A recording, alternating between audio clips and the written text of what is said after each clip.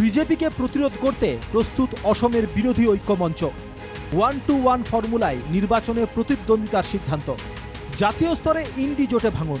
অসমেও সুখে নেই কংগ্রেস নেতৃত্বাধীন বিরোধী ঐক্যমঞ্চ। তারই মধ্যে প্রার্থী তালিকা চূড়ান্ত করে ফেলেছে কংগ্রেস। এনকেটিভি বাংলার হাতে এসেছে বিরোধীদের সম্ভাব্য প্রার্থী তালিকা। ডিব্রুগড় আসন এজেপিকে ছেড়ে দিচ্ছে কংগ্রেস। ডিব্রুগড়ে প্রতিদ্বন্দ্বিতা করবেন এজেপি সভাপতি লুরিন জ্যোতি। কাজিরাঙ্গা আসনে কংগ্রেসের প্রার্থী হচ্ছেন রজনীলা তির্কি। নওগাঁ আসনে প্রতিদ্বন্দ্বিতা করবেন সাংসদ গৌরব গগৈ।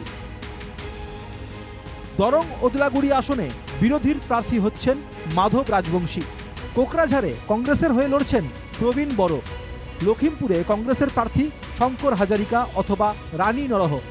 কার্বি আংলং আসনে প্রতিদ্বন্দ্বিতা করবেন জয়রাম ইংলেং। করিমগঞ্জে বিরোধীর প্রার্থী হতে পারেন হাফিজ রশিদ আহমদ। আজমলকে প্রতিরোধ করতে ধুবড়ীতে প্রার্থী হতে পারেন রাকিবুল হোসেন। বরপেটা আসনে প্রদ্যোৎ বরদলৈকে নিয়ে চলছে চিন্তা চর্চা। গুয়াহাটি আসন আম আদমি পার্টিকে ছেড়ে দিতে পারে কংগ্রেস। শোনিতপুর আসনে প্রার্থী হতে পারেন ভূপেন বরা অথবা পবন সিং ঘটোয়ার। শিলচর আসন ছেড়ে দেওয়া হলো তৃণমূল কংগ্রেসকে। কংগ্রেসের বর্তমান প্রার্থী তালিকায় তৃণমূল কংগ্রেসকে দেওয়া হলো মাত্র একটি আসন। অথচ অসম রাজ্য তৃণমূল কংগ্রেস সভাপতি রিপুন বরা 14টি আসনের মধ্যে 5টি আসন চেয়েছিলেন।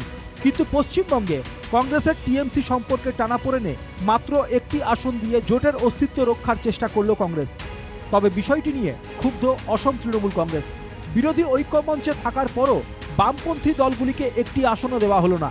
এদিকে কংগ্রেস সূত্রে জানা গেছে 29শে জানুয়ারি অনুষ্ঠিত হবে কংগ্রেসের নির্বাচন কমিটির বৈঠক। বৈঠকে 3 জনের প্যানেল তৈরি করে হাইকমান্ডকে পাঠাবে এপিসিসি। ফেব্রুয়ারিতে ঘোষিত হবে চূড়ান্ত প্রার্থী তালিকা। তবে কংগ্রেসের এই প্রার্থী তালিকা নিয়ে বিরোধী ঐক্যমঞ্চে শুরু হয়েছে বিতর্ক। জল ঘোলা হচ্ছে কংগ্রেসের অভ্যন্তরেই।